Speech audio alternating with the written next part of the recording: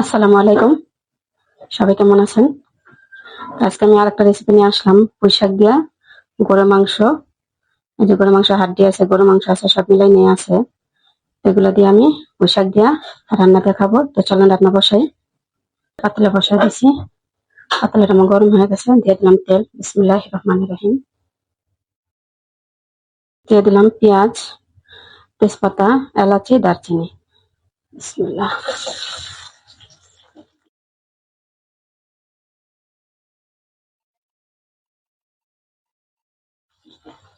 পেঁয়াজটা ভাজা হোক। বিসমিল্লাহ। তো মাংসটা দিয়ে দিলাম। যেহেতু গরু মাংস, এটা কষায় বসানোর দরকার নাই, আমি এভাবে বসায় দিব। লবণ, মরিচের ফাঁকি, হলুদের ফাঁকি, জিরার গুঁড়া, সব মশলা তো দেওয়া হয়ে গেল। এবার আমি একটু পানি দিয়ে দিলাম।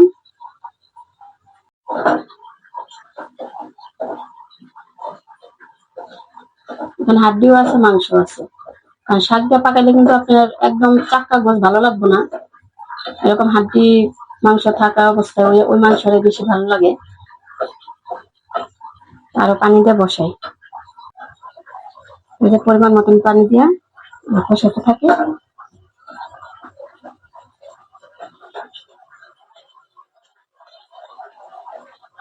গরু মাংস কিন্তু আমি মা খায় বসাইতে পারতাম।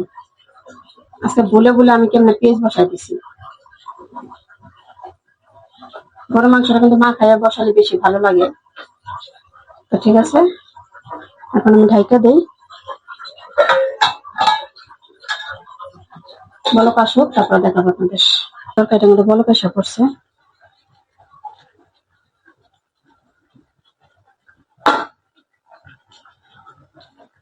চুলাটা একটু কমায় দেয়, তা নইলে গলবে না পিঠেগুলো।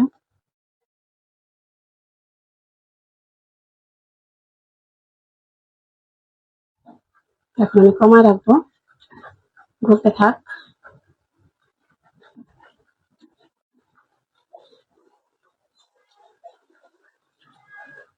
কোরবানিতে নইনা শাক, তারপর আপনার পুঁই শাক, এগুলো দিয়ে কিন্তু মাংস কিন্তু ভালোই লাগে, খারাপ লাগে না। তখন আমি ঢাইকা দিই, এটা গলতে থাক। বাইরে ভাই, আজকে কি রানতে আইসি না বিক্রম করবার এই চাল্লাই জানে। আমি কিন্তু মাংস আদা রসুন দিইনি। তো কে কে আমার মতন এরকম ভুলে যান বলেন তো? আদা রসুন না দিলে কিন্তু আদা রসুনে মানে মাংসটা বসানোর সময় কিন্তু কোনো গ্রান আসে না। আমি তো ওই গ্রান নাই কে। এই যে বিসমিল্লাহ, দিয়ে দিলাম আদা রসুন বাটা।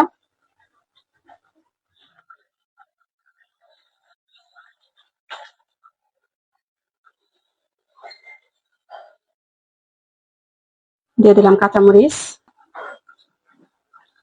আবার ঢাকা দেই। তারপর দেখি আবার কি মনে পড়ে কি দেই নেই। বিসমিল্লাহ। কিন্তু কষানো হয়ে গেছে।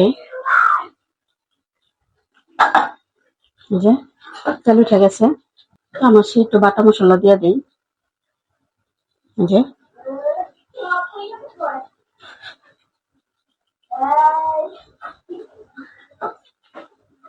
এখন আমি শাকটা দিয়ে দিই।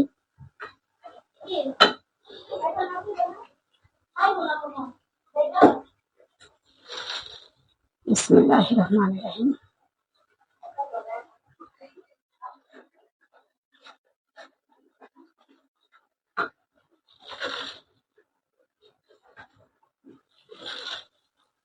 ছেলে মুরগি মাংস দিয়ে পাকাইতে পারেন। এই যে সব দিয়ে দিলাম শাক।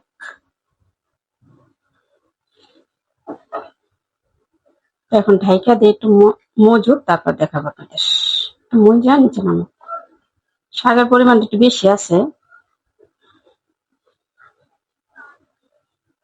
যেহেতু গরুর মাংস সবারই তো পছন্দের জিনিস, তো ভাবলাম একটু শাক বেশি দিই। একটু ঢাইকা দেই, মজলে তারপর দেখাবো আপনাদের। শাকটা কিন্তু ভালো কষা করছে, অনেকটা কিন্তু নিচে কমে গেছে।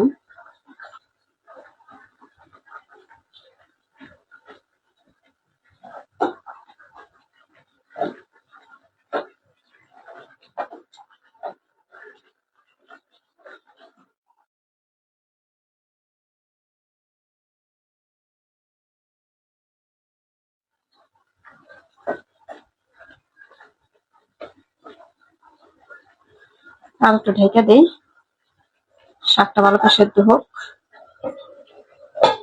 দেখি কি অবস্থা শাকটার। দেখেন শাক ছিল কতগুলা, সব মজা গেছেন, অল্প হয়ে গেছে।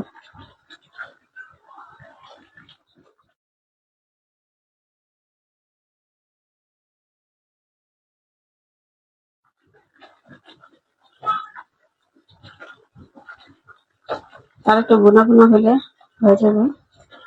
আমি লবণ দেখছিলাম, লবণ কম হয়েছে, তার অল্প একটু লবণ দিয়ে দিলাম।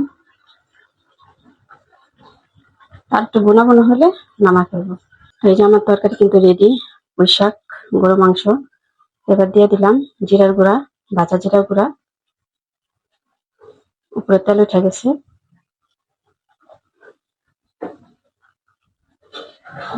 দেখেন তো তরকারিটা কেমন হয়েছে। তো আর বোনা বোনা করার দরকার নাই, কারণ যেহেতু কোরবানির মাংস, তো বারবার তো গরম করতেই হবে খাওয়ার সময়। তো আর বোনা বোনা করার দরকার নেই। এখন আপনাদের এই যে আমার মেয়ে ভাত বেড়ে আনছে, আর এই যে তরকারিটা এখন বাড়ি ভাতে।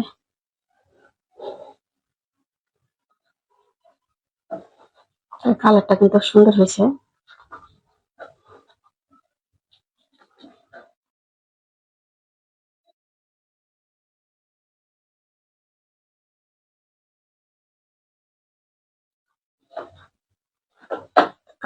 কার কাছে কেমন লাগলো জানাবেন। আর আমার ভিডিওটা যদি ভালো লাগে তাহলে লাইক কমেন্ট শেয়ার করবেন, পাশে থাকবেন।